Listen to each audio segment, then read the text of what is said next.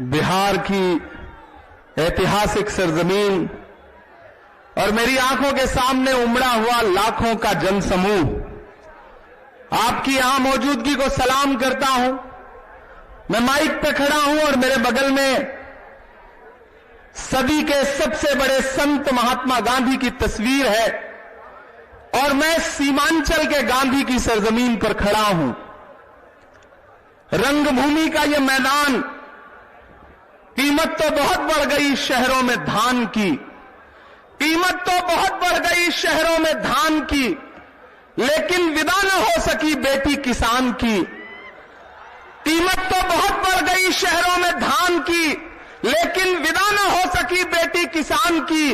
मौका मिला तो लोगों ने कुर्सी के वास्ते तस्वीर ही बिगाड़ दी हिंदुस्तान की। सीमांचल वालों, पूर्णिया वालों, राहुल गांधी जी की ऐतिहासिक भारत जोड़ो न्याय यात्रा आपकी चौखट पर है। कल जब से बिहार में प्रवेश किया है यात्रा ने, आपने जो प्यार दिया है, जो स्नेह दिया है, जो मोहब्बत दी है, सबसे पहले तो मैं पूरी कांग्रेस पार्टी की तरफ से यहां मौजूद जनसमूह का शुक्रिया अदा करता हूं। बिहार प्रदेश अध्यक्ष अखिलेश सिंह जी, हमारे सचिव प्रभारी अजय कपूर जी, सीएलपी शकील साहब, इन सब की तरफ से आपका शुक्रिया अदा करता हूं और आपसे इतना कहना चाहता हूं मेरे भाई, अगले 3-4 मिनट आपसे बातचीत करूंगा। बाहर जो लोग मौजूद हैं उनसे भी मेरी गुजारिश है कि राहुल जी अगले 10 मिनट में आपके बीच पहुंचने वाले हैं, तो कृपया मैदान के अंदर आ जाएं। मैं आपसे यह कहना चाहता हूं कि यह लोकतंत्र के लिए एक मुश्किल वक्त है। दिल्ली में बैठे हुए लोकतंत्र के लुटेरे हर दिन लोकतंत्र को लूट रहे हैं। यह जो महात्मा गांधी जी की तस्वीर है, आज ही का एक दिन था जब एक खास विचारधारा के लोगों ने महात्मा गांधी के सीने पर गोलियां दागी थी और महात्मा गांधी जी हे राम कहते हुए स्वर्ग सिधार गए थे। मेरे भाई, जो माहौल उस वक्त बनाने की साजिश की गई थी, आज भी लगभग लड़ाई वैसी ही है विचारधारा की। आज आने वाले दिनों में आपको यह तय करना है कि दिल्ली की गद्दी पर गांधी को मानने वाले बैठेंगे या गोडसे को मानने वाले बैठेंगे। मैं तो अलग ऐलान यहां खड़ा होकर कह रहा हूं कि यह किसने कहा आपसे आंधी के साथ हूं, मैं गोडसे के दौर में गांधी के साथ हूं। मैं राहुल गांधी जी की यात्रा का गवाह रहा हूं, भारत जोड़ो यात्रा से लेकर के भारत जोड़ो न्याय यात्रा तक। मैंने देखा है राहुल गांधी जी को 4000 किलोमीटर पैदल चलते हुए, मैंने देखा है उनके पांव के छालों को। एक यात्रा पूरी हुई कन्याकुमारी से कश्मीर तक और फिर उन्होंने बीड़ा उठाया कि हम मणिपुर से मुंबई तक 6500 किलोमीटर से ज्यादा का सफर तय करेंगे, 6700 किलोमीटर का। मेरे भाई, एक बात आपको समझनी है कि जो दिल्ली में बैठे हुए लोग हैं वो कितने शातिर हैं कि जैसे ही बिहार में यात्रा प्रवेश करने वाली थी कि बिहार में एक बार फिर से लोकतंत्र को लूटा गया। एक साहब फिर से पलट गए। आज मीडिया के साथियों ने हमसे कहा कि इमरान साहब आप क्या कहेंगे? मैंने कहा मैं उन पर कुछ नहीं कहूंगा। अगर आपको लगता है कि मुख्यमंत्री जी फिर से पाला बदल के उधर चले गए और वो हरकत हमारी भारत जोड़ो न्याय यात्रा को रोक लेगी, तो आप गलतफहमी के शिकार हैं। कल से हम देख रहे हैं किशनगंज में जब से यात्रा ने प्रवेश किया है, अररिया पहुंचने तक और आज पूर्णिया पहुंचने तक पूरा सीमांचल कांग्रेस के रंग में रंगा हुआ नजर आ रहा है। ये जो 3 रंग है कांग्रेस पार्टी के झंडे में, ये जो दरअसल 3 रंग है, यही इस देश का नसीब है, यही इस देश का मुस्तकबिल है। मैं यहां खड़ा होकर के मेरे भाइयों आपसे कह रहा हूं कि राहुल गांधी जो लड़ाई लड़ रहे हैं वो बहुत बड़ी लड़ाई है। उधर दिल्ली में बैठा हुआ नेता हमसे कहता है, देश का प्रधानमंत्री हमसे कहता है बताओ कांग्रेस वालों 70 साल में क्या बनाया है। हर दिन जब भी पार्लियामेंट में खड़े होंगे मोदी जी तो यही एक बात कहते हैं, बताओ 70 साल में क्या बनाया। एक दिन जैसे उन्होंने कहा, अखिलेश बाबू पीछे बैठे हुए थे, उन्होंने हमारी तरफ देख के कहा कि इमरान ये पूछ रहे हैं 70 साल में क्या बनाया, इनको बताना मत वरना ये उसको भी बेच देंगे। इनका काम सिर्फ बेचने का है, ये बेचने के अलावा कुछ नहीं जानते। अरे हमसे 70 साल का हिसाब मांगने वालों, रंगभूमि के मैदान में खड़ा हो हूं सीमांचल वालों, मैं तो इस देश के प्रधानमंत्री से कहना चाहता हूं कि अरे जो अपना चलाया हुआ 2000 का नोट 7 साल नहीं चला सके, वो हमसे 70 साल का हिसाब मांगते हैं, 70 साल का हिसाब मांगते हैं हमसे। हम तो राहुल गांधी जी के साथ खड़े हैं, कल उस गांधी के साथ खड़े थे, आज इस दौर के गांधी के साथ खड़े हैं जो चल रहा है मुसलसल न्याय के लिए, इंसाफ के लिए, हक के लिए। जख्म पर जख्म खा के निकले हैं, जख्म पर जख्म खा के निकले हैं। हम कहां सर बचा के निकले हैं, सर झुकाने का हुक्म जब आया और भी सर उठा के निकले हैं। हम लगातार चल रहे हैं, हम डर नहीं रहे हैं। अगर सरकार को यह लगता है कि ईडी से, सीबीआई से आप कभी लालू जी जैसे बुजुर्ग को बुला करके, कभी तेजस्वी को बुला के, कभी हेमंत सोरेन को आप तोड़ लोगे लोकतंत्र के पहरुओं को, तो आप गलतफहमी के शिकार हो। सीमांचल नहीं, पूरा बिहार इस बार इस बात का जवाब देगा कि आने वाले 2024 में जिस साजिश के साथ आपने लोकतंत्र को लूटा है, वो साजिश आपकी कामयाब नहीं होगी। बिहार इस बात का गवाह रहेगा। यह बिहार है, यह दिल्ली वालों की गुंडागर्दी को कभी बर्दाश्त नहीं करता है, ना आने वाले दिनों में बर्दाश्त करेगा। मुझे इस बात का पूरा भरोसा है। थोड़ी देर में राहुल जी आपके सामने आने वाले हैं। मैं फिर से एक बार अपील कर रहा हूं, जो लोग आसपास हैं वो कृपया मैदान के अंदर आ जाएं, क्योंकि जगह नहीं मिलेगी। मैदान ऑलरेडी पूरा भर चुका है। ये जो कांग्रेस के लहराते हुए झंडे हैं, दरअसल मेरे भाई लड़ाई इसी बात की है कि एक ताकत है जो पूरे देश को एक रंग में रंगना चाहती है, लेकिन कांग्रेस चाहती है कि इस देश में हिंदू, मुसलमान, सिख, ईसाई सारे झंडे, सारे रंग, सारे फूल एकजुट होकर के रहें, मिल करके रहें। ये लड़ाई बहुत बड़ी है। इस बड़ी लड़ाई में हमने बिहार से बहुत उम्मीदें लगा रखी हैं। चांद में ढलने, सितारों में निकलने के लिए मैं तो सूरज हूं, बुझूंगा भी तो जलने के लिए। मंजिलों तुम ही कुछ आगे की तरफ बढ़ जाओ, रास्ता कम है मेरे पांव को चलने के लिए। राहुल गांधी ये कहते हुए मुसलसल चल रहे हैं, और आज जब राहुल गांधी यहां पहुंचेंगे तो मैं आपकी मोहब्बतों को पुकारता हूं कि जब वो स्टेज पर आएंगे तो आज उनके लिए आपके हाथ भी उठेंगे और आपकी तालियों का शोर दिल्ली तक जाएगा, क्योंकि दिल्ली आज इस मीटिंग पर सबसे ज्यादा नजर गड़ाए है। दिल्ली वाले सोच रहे थे कि एक नीतीश कुमार को ले जाएंगे तो सब कुछ पलट जाएगा। नहीं, इस बार बिहार की जनता ने एक अलग तरह का मन बनाया है। मैंने कल किशनगंज से अररिया तक जो जनसैलाब देखा है, और आज इस रंगभूमि मैदान पर मुझसे किसी ने कहा कि आपकी पार्टी ने रंगभूमि मैदान क्यों चुना।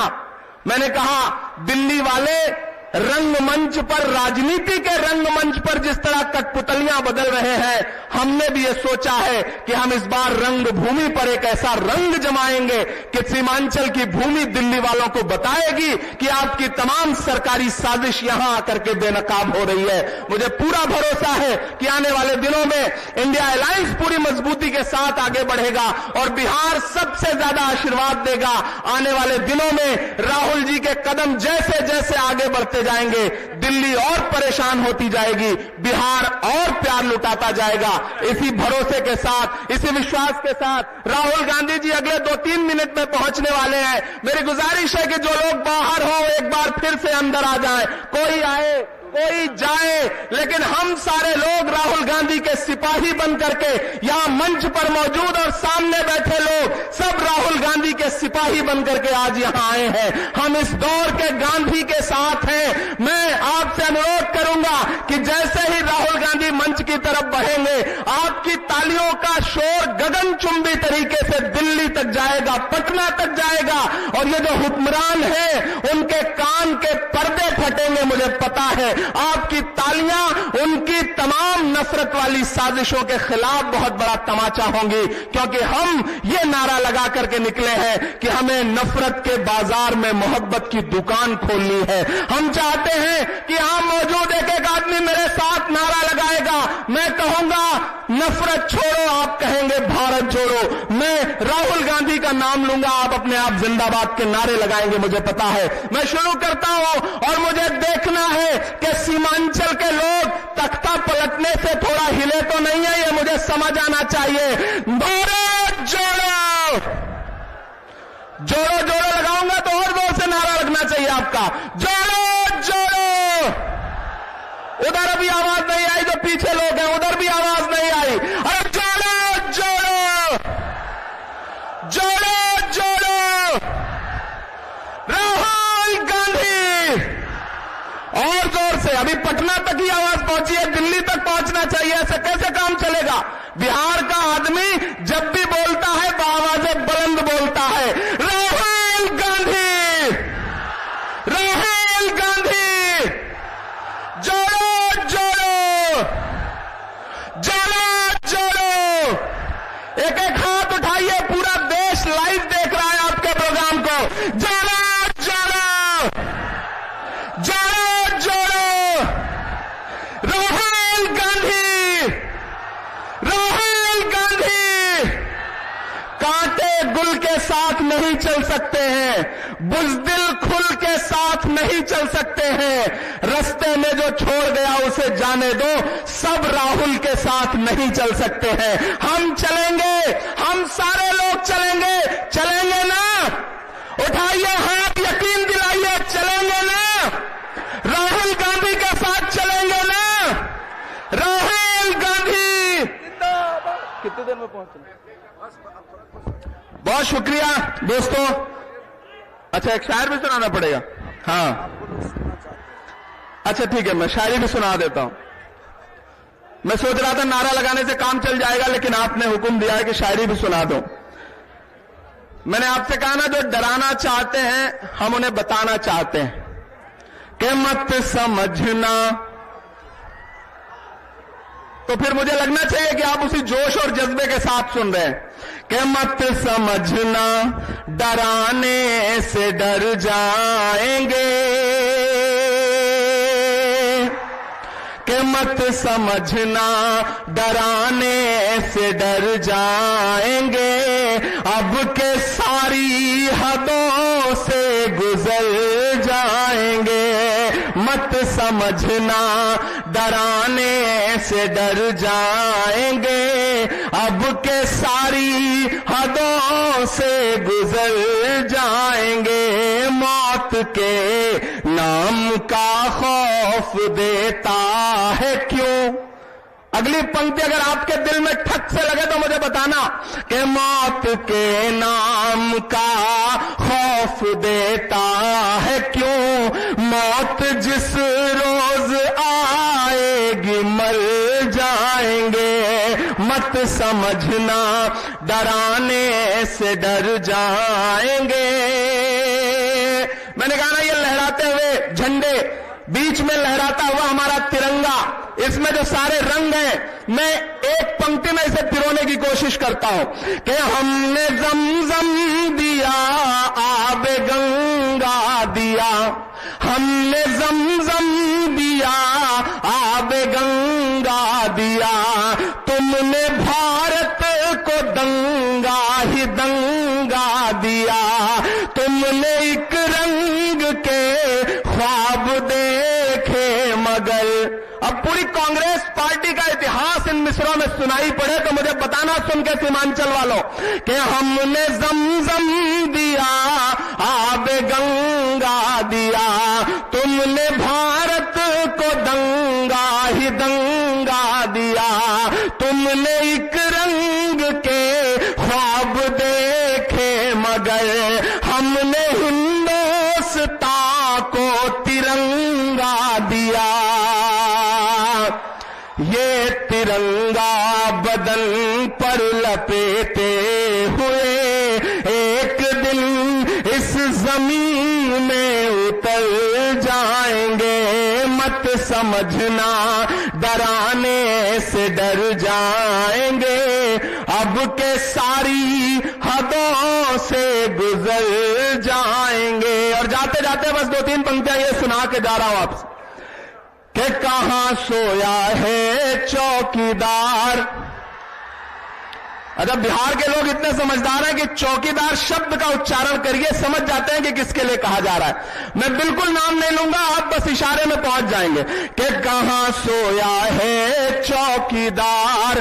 कहां सोया है चौकीदार। अगली पंक्ति फिर से आपको पुकारती है कि कहां सोया है चौकीदार, कहां सोया है चौकीदार। पेट्रोल और डीजल की कीमत रही सैकड़ा मार, कहां सोया है चौकीदार, कहां सोया है चौकीदार। कि चाय बेचने वाला पूरा भारत बेच रहा है। इतनी कमजोर ताली पे काम नहीं चलेगा।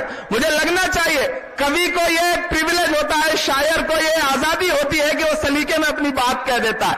मुझे आज तक पूरे देश में ऐसा कोई व्यक्ति नहीं मिला जिसने उनके हाथ की चाय पी हो, लेकिन फिर भी नैरेटिव बनाया गया। तब मैं ये पंक्तियां पढ़ रहा हूं कि चाय बेचने वाला पूरा भारत बेच रहा है, इसी काम में हासिल उसे महारत बेच रहा है। कि रेल बिक गई, तेल बिक गया, बिका हवाई अड्डा। अब तैयार रहना, पीछे तक अगली जो पंक्ति है उसमें एक नाम आएगा, उस नाम पे आपकी हंसी छूटे तो उसे तालियों में बदलना।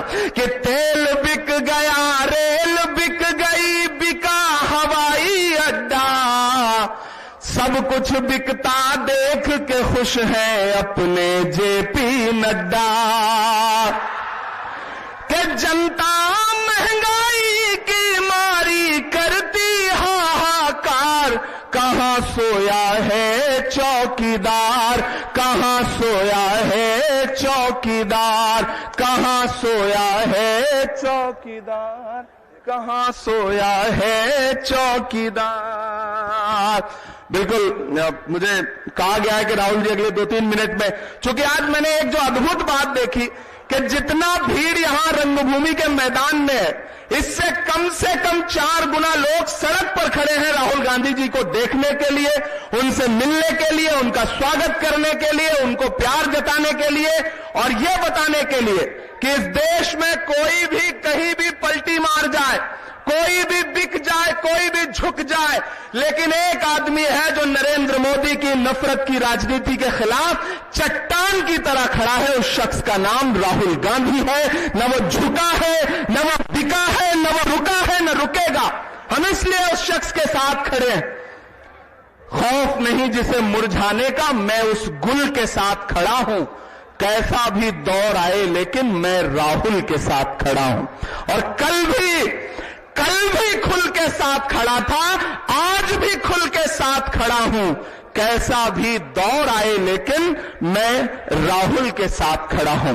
बिहार वालों, सीमांचल वालों, मैं एक बार फिर से अभिनंदन करूंगा पूरी बिहार प्रदेश कांग्रेस कमेटी का, पूरी बिहार प्रदेश कांग्रेस कमेटी का, जिसने इतना शानदार भारत जोड़ो यात्रा का आयोजन किया है। आज रैली इतनी शानदार आयोजित की है। यहां मौजूद तारिक अनवर साहब, शकील अहमद साहब, हमारे बाकी नेता जयराम रमेश जी, सारे लोग यहां पे मौजूद हैं। बस थोड़ी देर में राहुल गांधी जी आपके बीच में पहुंचने वाले हैं। आपने इतना प्यार दिया, इसके लिए आपका आभार, इसके लिए आपका शुक्रिया।